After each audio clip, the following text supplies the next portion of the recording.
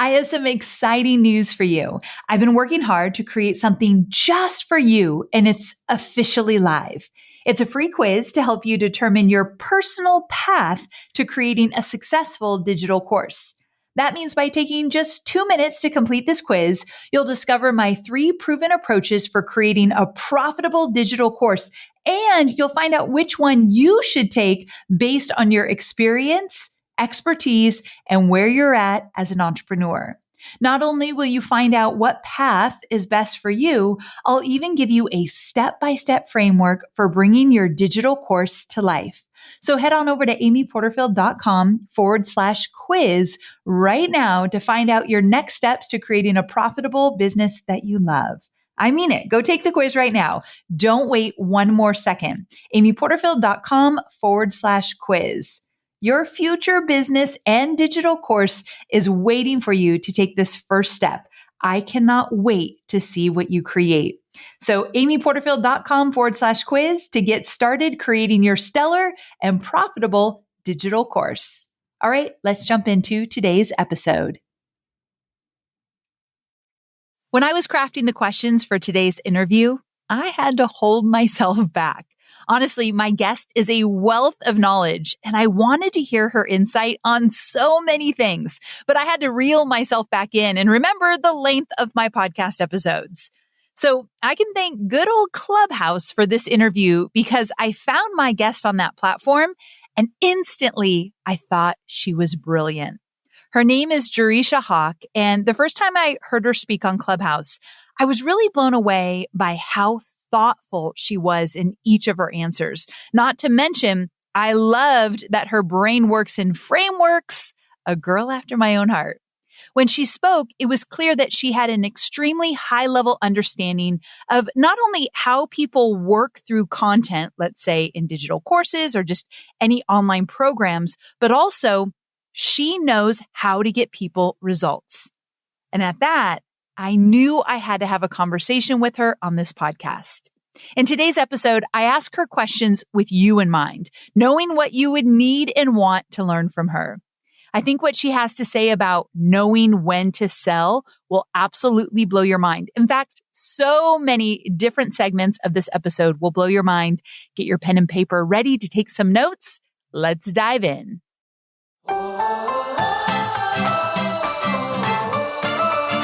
I'm Amy Porterfield, and this is Online Marketing Made Easy.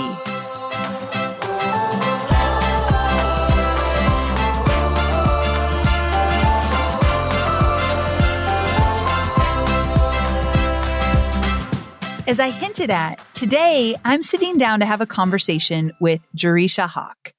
And let me tell you just a little bit more about who she is and the nuggets of pure digital marketing gold that she's sharing today.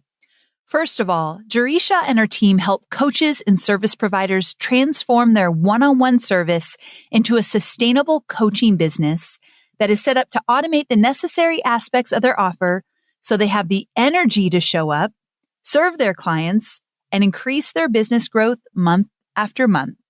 I have a feeling a lot of you in the audience are thinking, yeah, I want that.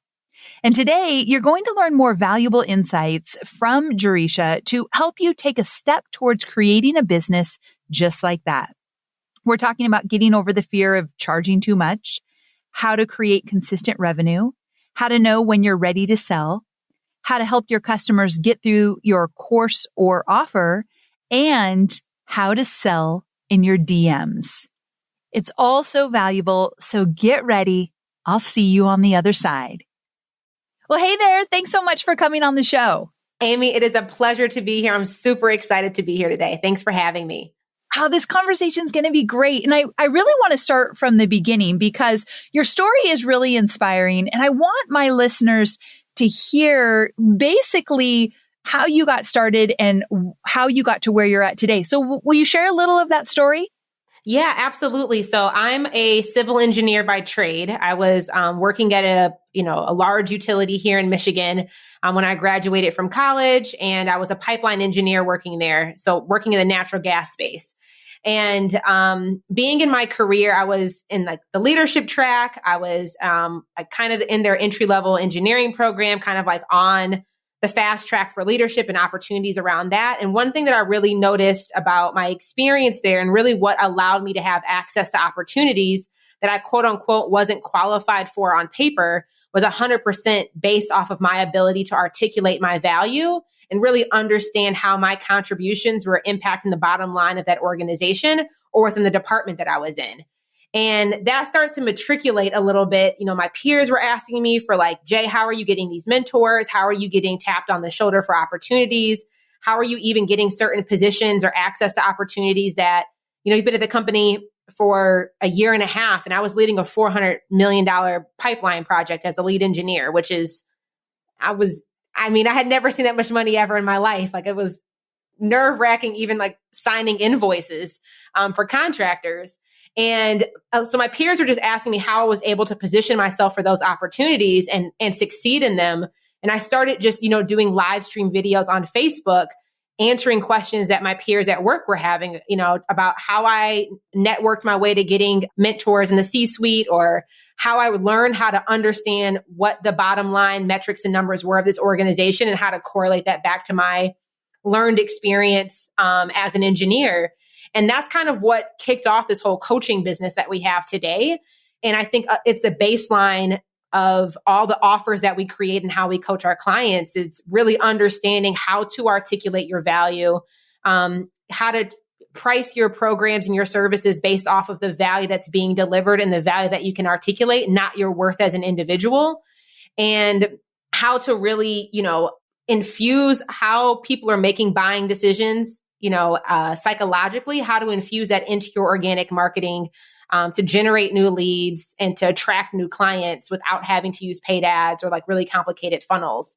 So it all started with my engineering days and peers asking me questions and me being willing to do some live streams on Facebook. And that's what really kicked off this whole coaching business that we have today. Okay, that list that you just went through, the ways that you help those you serve, I know some of my listeners, their ears perked up, like, I want to know that, or I want to dive into that even more. And so that's why I wanted you on my show, because I know that there's a lot of alignment between what you do and what I teach to my students. And I think you can take it even further. So I want to talk a little bit about this fear of charging too much. So many of my students often ask me, what should I price my course? And in my program, Digital Course Academy, I walk through a formula to figure out the pricing of your course. But beyond that, there's this fear that, oh my gosh, what if I charge too much? So can we dig into that? Like, how do you get over this fear? And how do you attract the right clients who are willing to pay what you're worth and what your course is worth, or your group coaching, or whatever that might be? Yeah. Well, I think the first thing is recognizing that, like, I am not a believer that you should get paid based off of what you are worth. So that's probably like one thing that maybe goes against. Break that down for me. Break that down. Yeah. I don't think anybody should be charging based off of what they think that they're worth, because I think your worth as a human being is infinite. It is priceless. I do believe in business that you get paid based off of the value that is the perceived value of what something is and the value that you're able to articulate. But compensation, money exchange, to me, should be 100% dependent on value, not based off of your worth. And I think, being a woman of color, I think culturally, women of color, we're very much conditioned to believe that we have to get paid based off of what we are worth. And I just want to maybe introduce another perspective that your worth is infinite, that your worth is a birthright, that there is no dollar amount that you could ever charge or somebody could ever pay you that would equate to what your worth is. But value is a different thing. And I think perceived value and value that you can articulate, that's normally what dictates how much you get paid in a job, what your salary is, what you can negotiate for, what you can charge for a course, or what you can charge for a program. And I think part of that value, and I'm a really big believer in having a very clearly defined program promise. So it's not just like, what is my offer? I help people grow their business, or I help people create a course, or I help people launch coaching programs, or I help people, have healthier marriages. That's an offer. But I think that when it comes about value and where the price is associated, it's really about how well defined you can articulate a program promise. And you talk about this a lot of what is the outcome or the result that your program is going to create for somebody. And I think not necessarily the larger the promise, but the more clearly defined the promise is, the more niche the promise is, the higher perceived value of that offer, of that program. the higher price point that you can attach to it as well. So, and we can dive into that a little bit more as well, Amy, but like, that's like the initial thing is that I just want to introduce a perspective. Stop charging based off of what you're worth. Charge based off the value that you can deliver, based off the value that you can articulate, and based off the perceived value of what's happening in our marketplace as well. Okay, you're already blowing my mind. I'm loving this. And although I have so many more questions for you, I know right now some of my listeners are like, Amy, don't you dare move on. Ask her some more questions around this because it's an area where they get stuck a lot. So let's just say someone were to create a digital course and they're sitting down, and you and I might do it differently, but I'm so open to new ways to do this. So I want to hear your way. You're sitting down and you're thinking, okay, I've got to price this course. And I just learned that I'm not going to price it based on my inherent value as a human being. And so beyond that, can you get us started a little bit? And what kind of questions should we be asking? What are we looking for in terms of how to lay down a price for that? Yeah. And even the inherent value, like I want to spend a little bit of time here because my clients struggle with this as well. Like we teach clients how to charge 3 to 30K for their coaching programs. And I think that's even something different to maybe even address here that like, if you're selling a program that is less than $3,000, just understanding it's a different approach. It's a different buying decision criteria that prospects are going to move through. There's a different perception of value that they're going to consider when investing at that level versus investing at a higher ticket price point as well. Okay, I'm glad you brought this up because a lot of my listeners, they will be selling something $3,000 or less. And I know that's not necessarily your specialty, but can you talk about it a little bit? Oh, for sure. But I just want to even like say that there's a difference in how I think sometimes we confuse like, what am I offering and what am I selling? What am I packaging versus what is the buying decision criteria that my prospect is going through to make a decision on whether or not they spend money with me. Okay, this is what I love about you. When we were on Clubhouse where I first met you, this is what you talked about, and I thought it was gold. So get into that a little bit. Yeah, for sure. So I'm just glad that I want to rip those two things apart because I think that there's a different approach that you take depending on which route you're trying to position yourself in. But if you're selling a program less than $3,000, I think that there is a couple things that I don't have like a perfect formula. I think first line that we do talk about is just what are your actual lifestyle expenses? How much money do you actually need to be making? And that's a really good, I think, initial gauge for you to start when it comes to pricing. How many clients you actually have. Capacity is a huge part of pricing that we talk about in the sense of like, what is your actual energetic and time capacity available? Because that will dictate the number of clients you can potentially serve and or your marketing approach to go and attract those clients. And that should be considered when you are determining what your pricing should be and which business model makes the most sense for you for where you're at. The other thing that I like to consider when we're talking about pricing is not just like market saturation, but market sophistication. Like how sophisticated is my marketplace and how does that need to now be correlated to what my program promises? And then that then matriculates back to how much should I actually be charging for this? But I know you talk a lot about picking a niche and like really drilling down on your offer and who it is for. But I think the more niche your offer is, the higher you can demand. Because it's just like a doctor. If you're working with, if you go to the doctor and you're working with like a general practitioner, they're going to get paid less than maybe the brain surgeon who specializes in a particular type of cancer. And that brain surgeon inherently, just because they are a more specialized, a more niche skill set, they can automatically charge more for their offer or for their service. So I think that's maybe depending on the depth of the niche that you have or how niche your offer is, in addition to how specific and or niche your end result is, I think those things could also correlate back to what you should be charging. But I do have like a 10-point questionnaire that can help people determine whether or not they should raise their rates based off of their previous experience or their previous expertise, if that'd be helpful for any of your audience listeners to go through as well. Yes, we'll link to it in the show notes and people can grab that. So that would be really helpful because I know that even when people come up with a price, whether it be for their coaching or their digital course, they're always like, I'm not sure if I got this right. And so any kind of guidance, I think, would be incredibly helpful. Yeah. I mean, the 10 questions I think is supportive. I mean, I'm not, just my approach to pricing is not just as simple. We do have calculators and things like that to help our clients determine what their lifestyle expenses need to be and how they need to be thinking about pricing just based off of what their like their expenses are. But a lot of how we approach pricing is less calculated and more like how niche is your offer, how strong is your program promise, how sophisticated is your marketplace. And I think that the market sophistication also informs what the pricing should be. So it's our approach is more around that end. And I think too, just even from we're very metric driven, and we look at, how many of your clients are paying in full versus on payment plans. And that can help influence what the price should be. Just market supply and demand. Like, what is the industry telling you about your rates based off of how you position yourself and based off of how strong your program promises. And that also will influence what those rates should be. Like, normally, if we have clients that are getting 70% of clients or more paying in full, it's probably an indication that they can actually raise their rate just because of what their data is telling them and what the market is telling them based off of how they position themselves, based off of how they've articulated their promise, and based off of people's buying behavior as well.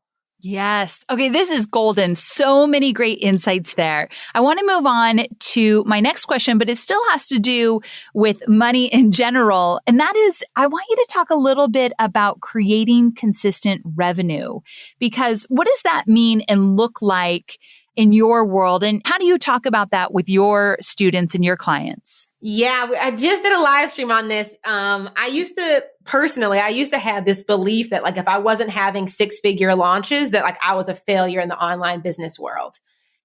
And I'm like, if it's not 6-figure launches, it doesn't count. Like I'm failing, like I'm not rising up in our industry. And it was this aha moment that I had where I had 100K months before I ever had a 100K launch. And it made me shift so much of my perspective around how I thought about consistent revenue and consistency. I think a lot of the time people are, especially for coming from an employee background, we're used to getting paid in paychecks where it's the same exact dollar amount every single week. You put in 40 hours and that's what you get. And I think that we subconsciously step into building a business thinking that if we just put in a lot of hours, that the way that I can define my success from a compensation earning perspective is if it is a similar or consistent dollar amount week over week. And well, you probably know this too, that in business, it's never that it's not that cut and dry. Right. And I think that there's one, just being able to recognize that are you bringing in an employee mindset into an entrepreneur playground? And is that the right mindset that should be, you should be evaluating your success off of? And when I think, we've had clients in the past too, where they would do a launch and they would, let's say their goal was to make $5,000 a month. And they did a launch where they had maybe, 10 clients enroll at $5,000 price point, let's just say, and they had a $50,000 launch, cash collected, everybody paid in full. I literally would have clients tell me, Jay, I had this huge month and then I've been failing. I have not had consistent revenue after that because all the money came in paid in full during that one launch. And I was like, well, what were your goals? I'm like, I wanted $5K a month. And I'm like, well, how much money did you make? I'm like, they made 50 grand. I'm like, well, think about it like this. Think about if you had a job and they paid you your salary of 50K day one. You just have to now manage that money over a consistent basis. If your goal is to have that 5K consistent a month, you can control that based off of how you manage your money. And I think that's just a new approach that many of even my clients had never thought about money that way. They were like, well, if 50K came in 1 month and I have a launch-based model, if it's not quote unquote consistent, they thought that they were a failure or they were forcing clients into payment plans and not allowing clients to pay in full because they were used to an old way of paycheck, that consistency there.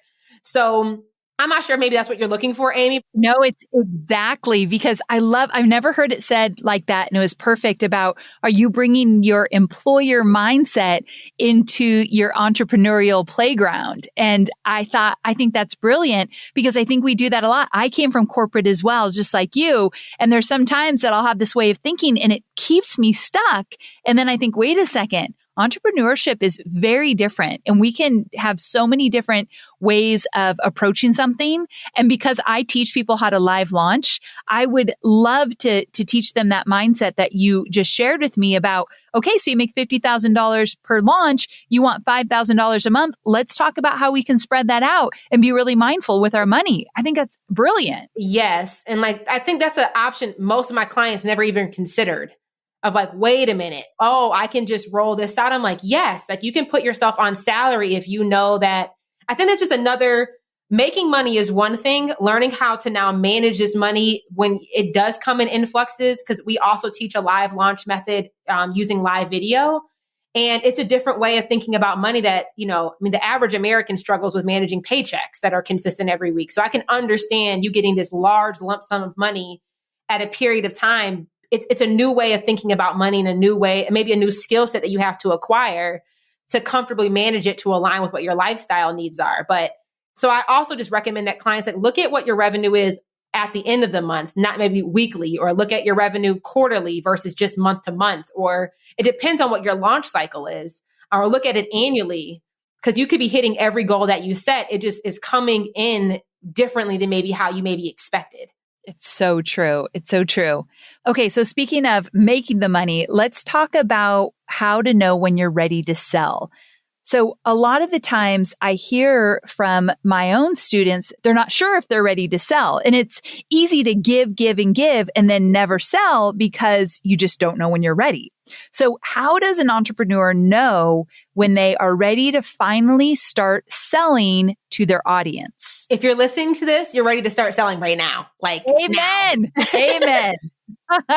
If you've signed up to Amy's email list, you're ready to start selling. If you have purchased her program, you're ready to start selling. I think it's twofold. I think there's a receiving block that a lot of humans have. I've had, my clients have had, where it's really natural for them to give. It's difficult for them to receive. And selling something with, money is just a resource, just like water, just like anything that, air. Money is just a resource. We assign a lot more meaning to what money is than I think is necessarily warranted in certain times. But I think sometimes one is people, it's not that they're not ready to start selling. They maybe I think that sometimes there's a fear of actually receiving and being rewarded from a compensation perspective for work that they've done. And I always say that if you've ever earned a paycheck for a skill set that you're packaging into a course, or somebody else in the world has been paid for the thing in which you're trying to do, that it's safe for you to receive money. But one, I would just maybe invite, what are you really afraid of when it comes to actually selling, and maybe around that receiving aspect. But then secondarily, when it comes how do you know if you're ready to start selling? I don't know. I feel like everybody is selling at all times. Just maybe they're not putting a dollar amount associated with the exchange of value that's been taking place. Oh, totally agree. You're selling always. You're selling to your kids to get them to eat the vegetables or to put their shoes on. You're selling to your spouse to take you to the special restaurant that you want to go to versus you staying in the house to cook. You're constantly selling people on a new perspective, a new belief, or a new way of doing something. And I think too, sometimes people just need a little bit of belief. I'm a really big believer in selling something before you build it. Because sometimes, and this is just how I've always operated, sometimes I just need a little bit of belief. I need a little bit of proof outside of my head to know that this is something that somebody would actually want. I love that you teach so much mindset in what you do. Is that just a normal thing for how you teach in general to your students? It has to be inherently, because we realize that a lot of our strategy works when people follow it. We have a 97% success rate, of clients earning a full return on investment within the first 90 days. We know our curriculum is solid. We know our process works. We have the data and the client results to back it up. The thing that gets clients tripped up is not the strategy, but it's their belief around the strategy and their belief in themselves. And I think when you're selling a course, and this is something I think even strengthens your curriculum, it's not just about telling somebody what to do. But I'm a really big believer, and I need to teach my clients how to think as it correlates to the curriculum that I'm walking them through. And Amy, you're okay, guys, it's time to go do your webinar. And they can follow everything, build out their webinar deck, set up their email sequence, do all the things. But there's a huge block preventing them of sending out the invitation and like inviting people to come to the webinar or showing up on camera, it doesn't matter how good the strategy is, they can't compel themselves to be willing to do it. And I like, the question of when are you ready to start selling? Yesterday, 3 years ago, you were ready to start selling. The bigger question is like, who are you afraid of disappointing in the process? I think people aren't afraid of failure. I think a lot of times that's what people say, but who are you afraid of watching you fail? And like getting really clear on like, what are these extra thoughts surrounding your inability to take the action that that you already invested in the framework, you trust the process, you trust the teacher who's giving it to you. What's really going on that's preventing you to move forward and like reconcile that? But if you don't, I mean, you'll just keep buying program after program and never doing anything. It's not that the course was bad. It's just like, what are your thoughts that are holding you back from moving forward? But to answer your question, yes, I mean, it's a huge part of how we're able to like structurally design our curriculum so that our clients can succeed. It's beyond just a strategy. It's like really teaching them how to think, not just telling them what to do so that they can move through those blocks. I love that. This is something I didn't know when I first started creating courses. And then I realized, wait a second, I just can't teach the step by step because you're right. People in my audience, they're not getting on that webinar if I'm not giving consistent pep talks and teaching them a different way to think in relation to actually doing the webinar. I love how you relate back to how you think related to what I'm teaching you in this curriculum.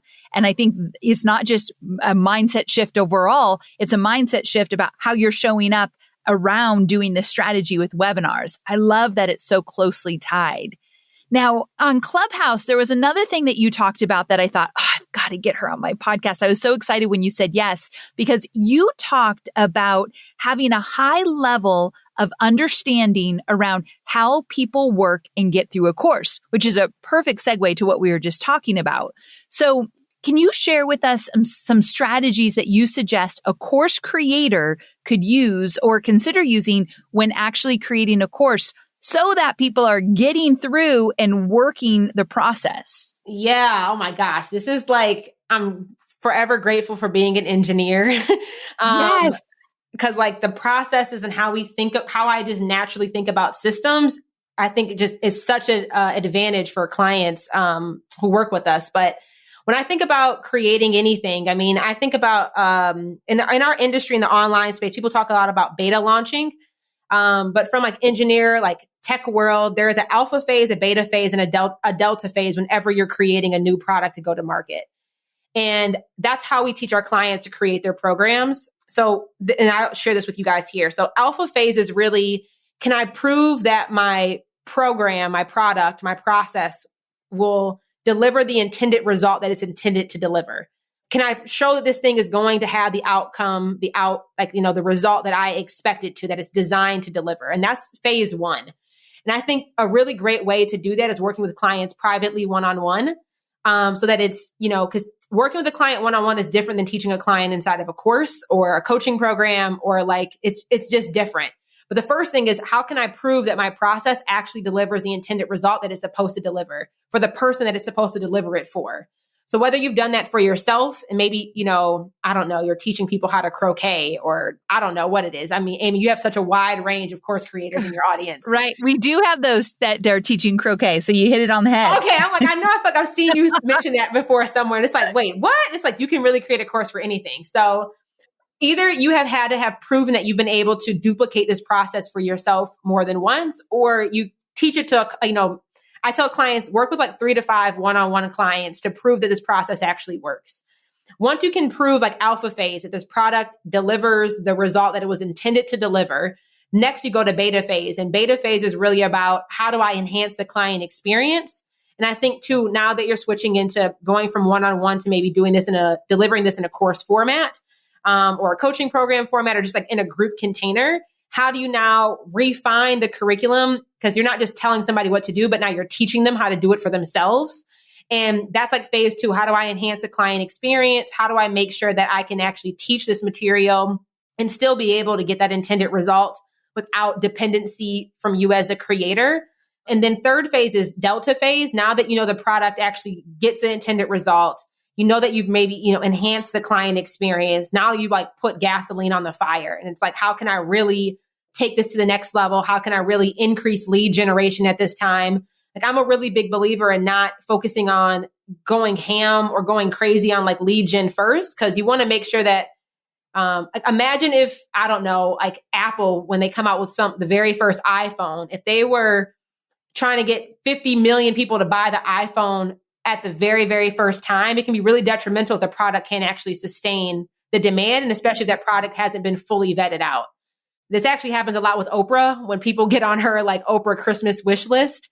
There's been a lot of businesses that went out of business because they couldn't handle the demand operationally, or that the product wasn't strong enough to handle the demand. Nobody ever talks about that on Oprah's show though. But no, but it makes sense. Yeah, but it makes, so I'm a big believer in like build a really like make money while you're building the product and improving it. And between your alpha phase, your beta phase, and your delta phase, you're constantly refining. I would say most programs I would recommend is that you probably are in like what you've done with your programs, Amy, like over the years, you notice how you do it. Like every launch, I feel like you're making some sort of listening to client feedback, listening, probably paying attention to where clients are having gaps in curriculum or understanding, and you're refining it. Yes, so true. So I want to just maybe throw that in there. When I think about program creation or course creation, it's like, I think about it in those phases. And then I think about it that it's not going to be perfect, and you should not allow it to be perfect before you start selling it. That perfection comes through feedback from clients. And then you make those iterations into the program and enhance the curriculum as you go. And probably the last tip I would give here is document every single question in correlation to where the client asked that question as part of your curriculum. And that really gives you a ton of insight. So like if you notice at phase 1 and phase 3 of your program that you're getting repetitive questions around the same thing, that's an indication to you that maybe there's a gap in your curriculum, there's a gap in understanding, and that you can now infuse that back into the curriculum itself to strengthen your curriculum, so that when the next client comes through, now you can actually track that metric wise. Okay, this time we had 15 people ask the exact same question. We made that enhancement. We only had 2 people ask that question after we made that change. You'll notice a reduction in questions or a higher caliber of questions coming from your clients because you're fixing the issues in the curriculum based off the feedback and data that you're getting. These tips are so good. And I totally agree. Every question you get can actually help you make your course or program better and better with each iteration. So documenting that from the get-go, something I didn't do either. I mean, everything I teach, I learned from making mistakes and saying, don't do what I did in the beginning, and, do it right the first time out. And it's a lot less stressful. So I'm really glad that you're sharing these things with people that might just be starting out so they don't have to make the same mistakes we made, or at least I know that I made. Oh, I made them too. But I think that's the beauty of why it's so smart to invest in somebody who's further ahead of you. Cause now when you guys, join DCA, it's like you can avoid those problems that Amy has gone through for the years in which she's been building her business. And it fast tracks your ability to have success. It's not to say that you're not going to have problems or not have challenges, but so many of those problems can be alleviated because you've invested in somebody else's framework who's further along, and they've already made a lot of those mistakes for you and have built that into the curriculum. It's so true. Okay, so for my final question, I wanted to make this as actionable as possible, although this whole conversation has been so incredibly actionable, but we're going to take it one step deeper. And I know you have a system for direct message DM selling. And a lot of my students who are selling digital courses after the webinar, let's say they didn't make a sell on the webinar, but someone's interested, most likely the person who's interested is going to jump into the DMs, let's say on Facebook or Instagram. And can you give some pointers and tips for how to close a sale in a DM? Yes. Oh my gosh. Literally 85% of my sales in my business is through direct message. Stop it. Oh my gosh. I came to the right person. It is insane. But I just think that I'm a big believer that conversions happen through conversation, and wherever we can be creating opportunities to have conversations with our prospects is a really great opportunity to be converting them and making sure that there is alignment with what they're trying to invest in and whatever it is that we're selling them into. So I know most of you guys are maybe doing webinars. When you get them on the webinar, they watch the webinar and it's like they start following you, but maybe they're not ready to make a decision yet. and maybe they need to have that conversation, or they reach out to you and it's like, I just have a couple more questions. I'm a really big believer when I'm leading sales conversations, or just think about conversations in DM, is I like to lead from a very permission-based approach. And I like to constantly ask for consent. And I do that because I don't want to ever come off sleazy, pushy, like aggressive, any of those like negative terms that many of us have probably experienced buying something at some point. And what that looks like is like, even when somebody, let's say, I finished watching Amy's webinar and I reach out to her and I'm just like, oh my gosh, I just finished watching your webinar. I'm not really sure if this program is right for me. And maybe that's like a normal thing that happens in our DMs all the time. People just kind of make a statement. One thing that I like to do there, instead of like just saying, hey, really glad that you reached out, here's this link, go to the sales page and buy, I like to ask questions and again, get curious and ask for permission. So I'll be like, hey, Amy, I'm really glad that you watched tonight's webinar. Do you mind if I ask you a few questions to see whether or not this program is going to be a good fit for you? Ooh, that's good. Okay. Something that simple is just asking for consent before you start just like telling them what to do or telling them where to go. It completely shifts the energy of the conversation. It allows the receiver to, I think, heighten level of trust and just safety versus feeling that they're being sold to. So that's like just an example of like, how can you, before you're about to do something or tell somebody something, how can you ask for permission from them first or ask for consent beforehand? And then lastly, at the end, when somebody's kind of like, I know this is a right fit for me, I like to always, again, close it out with a very clear question of like, where would you like to go from here? Or are you interested in, maybe they tell you all the great things of like, yeah, I think this is a great fit, so on and so forth. It's like, great. Are you committed to getting started with us on Monday? And just making a very clear ask where that person has the opportunity to make a decision. I think in sales, whether that's on DM, in a webinar, or whatever, your number one goal is to help that prospect make a decision, not just to give you their money. So it's like, how can you phrase questions and lead the conversation so that prospect has an opportunity to make a decision, yes or no, versus like leaving it open-ended. I never like leaving conversations like, oh, this was great. And it's like, okay. And then it's kind of like awkward, kind of. Yes. Instead, it's just like, I'm really glad to hear this is meeting all of your needs. We get started on Monday. Will you be joining us? And it's just like, yes or no. And that way it just, again, it asks for consent. It allows you to lead from a permission-based approach before just like sending them the payment link or sending them to the sales page. But that's like, again, 85% of our sales happen because of direct message. And I have one call to action that I would like every listener to do for those who are maybe afraid to start selling or haven't been selling, that I think, Amy, this will give them a sale and or at least a conversation started like almost immediately if I'm able to share it. Yes, please. Okay. So if you're listening to this right now, you have to, if you're driving, download this episode to your feed. You need to come back to this part.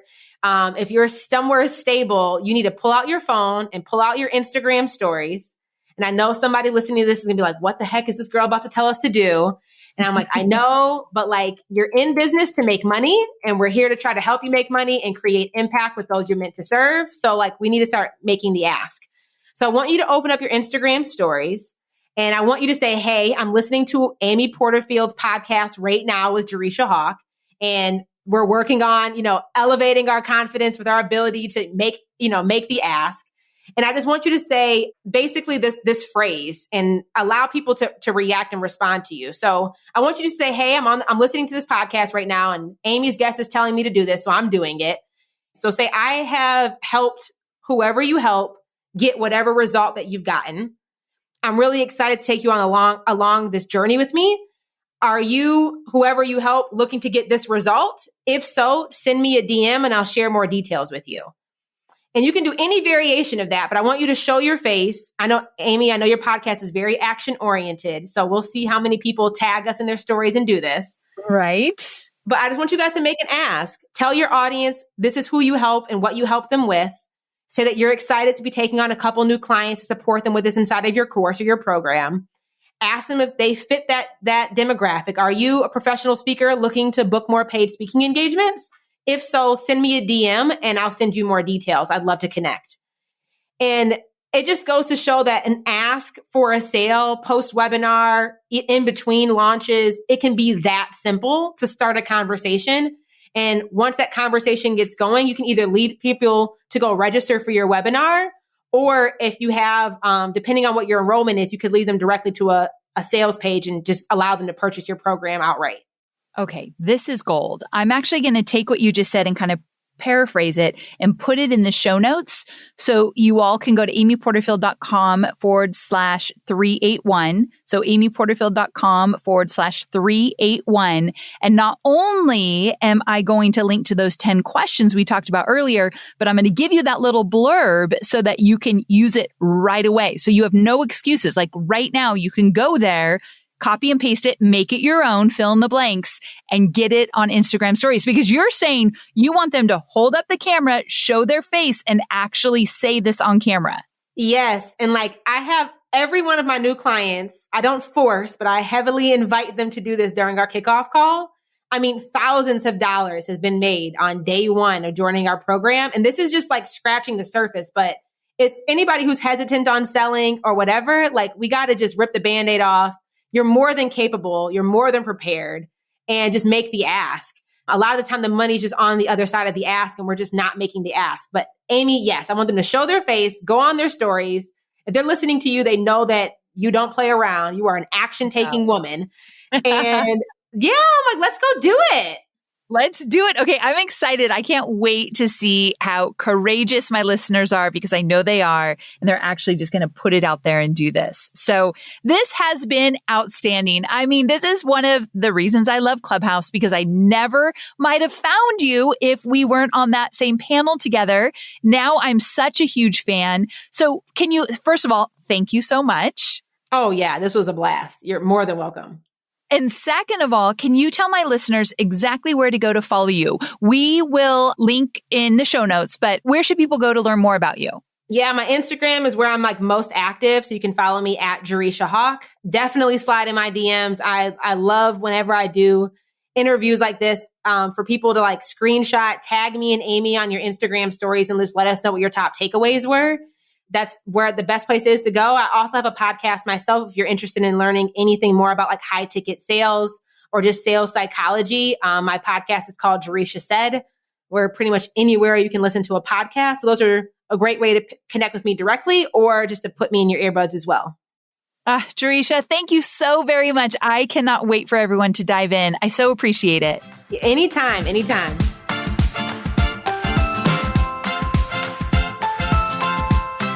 All right. Are you ready for your action steps? First, I want you to think about the conversation we just had. What really hit home for you? Was it maybe around the fear of charging too much?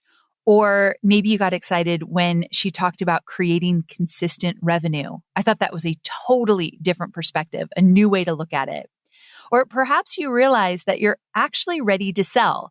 You know what she said? You're ready to sell now. You were ready to sell yesterday, my friend. Or maybe you loved the tips around helping your students get through your course and remembering that mindset should be part of your course, especially as it relates to exactly what you're teaching. So now that you've thought about the conversation, I want you to go back and I want you to listen to that one section that really hit home for you. I want you to really get it, understand it at a deeper level.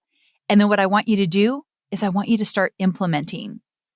And here's where I want you to personalize it and really bring it to life.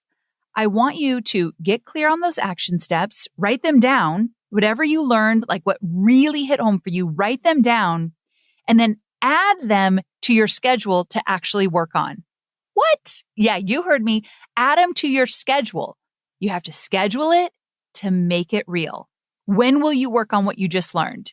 Maybe it's only like 10 minutes or 30 minutes or an hour of implementing what you just learned. But if you don't schedule it, you're going to move on to your next thing and you're going to think, yeah, that was a nice podcast episode, but it won't change your business. And this podcast episode has the ability to change the way you do business. Schedule it to make it real. All right, my friends, thank you for joining us today. I'll see you next week. Same time, same place. Bye for now.